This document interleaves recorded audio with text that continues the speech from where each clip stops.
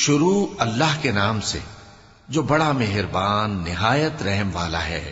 کوہ طور کی قسم اور اس کتاب کی جو لکھی ہوئی ہے کشادہ ورق میں، اور آباد گھر کی اور اونچی چھت کی، اور جوش مارتے سمندر کی کہ تمہارے پروردگار کا عذاب واقع ہو کر رہے گا اور اس کو کوئی روک نہیں سکے گا۔ جس دن آسمان لرزنے لگے کپ کپا کر اور پہاڑ سچ مچ اڑنے لگیں تو اس دن جھٹلانے والوں کے لیے خرابی ہوگی جو بیکار باتوں میں پڑے کھیل رہے ہیں۔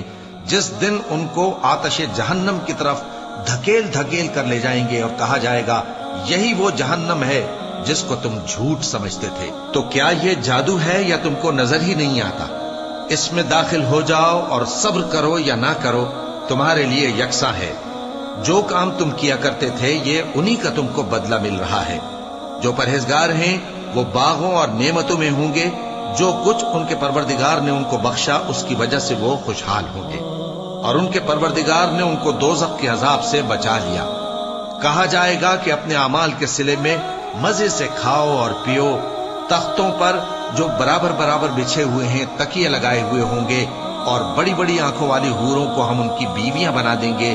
اور جو لوگ ایمان لائے اور ان کی اولاد بھی راہ ایمان میں ان کے پیچھے چلی، ہم ان کی اولاد کو بھی ان کے درجے تک پہنچا دیں گے اور ان کے اعمال میں سے کچھ کم نہ کریں گے۔ ہر شخص اپنے اعمال میں پھنسا ہوا ہے، اور جس طرح کے میوے اور گوشت کو ان کا جی چاہے گا ہم ان کو عطا کریں گے۔ وہاں وہ جام شراب کی چھینا جھپٹی کریں گے جس کے پینے سے نہ کوئی لغو بات ہوگی اور نہ کوئی گناہ کا کام۔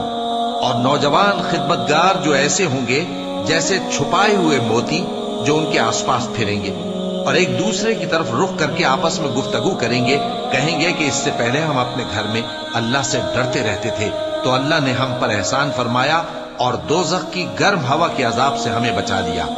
اس سے پہلے ہم اسے پکارا کرتے تھے، بے شک وہ احسان کرنے والا ہے، مہربان ہے۔